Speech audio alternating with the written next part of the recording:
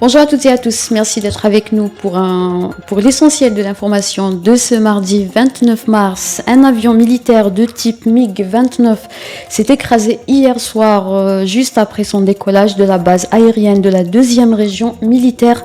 Dans un communiqué, le ministère de la Défense a précisé que le crash est survenu en raison d'une panne technique. 2 personnes ont survécu. Le pilote est décédé à l'hôpital régional universitaire d'Oran des suites de graves blessures. Le chef d'état-major de l'ANP, Saïd Chengaliha, a ordonné l'ouverture d'une enquête.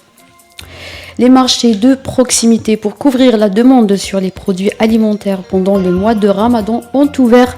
Le directeur général de la régulation et de l'organisation des activités commerciales au ministère du Commerce, Sami Koli, a indiqué qu'au moins 1000 marchés ont ouvert dans plusieurs communes et daïras sur le territoire national. Le même responsable a indiqué que des espaces sont dédiés aux femmes productrices pour la vente des produits de terroir. Le ministère des Transports a annoncé hier un programme supplémentaire pour les vols d'Air Algérie vers les différentes destinations internationales. Selon le communiqué du ministère, 64 vols supplémentaires seront ajoutés à compter d'aujourd'hui. Le procès de l'ancien ministre de la Culture Khalid Atoumi s'est poursuivi hier au tribunal de Sidi Mohamed d'Alger. Le parquet a requis une peine de 10 ans de prison ferme à son encontre et une amende d'1 million de dinars. Khalid Atoumi est poursuivi avec d'anciens responsables du secteur de la culture pour abus de fonction, dilapidation de deniers publics et octroi d'indus avantages et des tiers.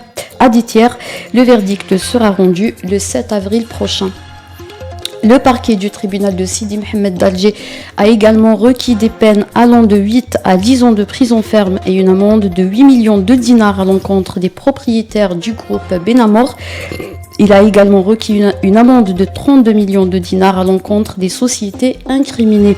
Dans la même affaire du groupe Benamor, le parquet a requis une peine de 10 ans de prison ferme et une amende de 2 millions de dinars à l'encontre des anciens premiers ministres Ahmed Ouyahia et Abdelmalek Sellel et 6 ans de prison ferme et une amende de 2 millions de dinars à l'encontre de l'ancien ministre de l'Agriculture Rachid Ben Issa. Dans l'actualité internationale, de nouvelles négociations russo-ukrainiennes sont prévues ce mardi. Des délégations russes et ukrainiennes vont se retrouver en Turquie pour un nouveau round de négociations de paix.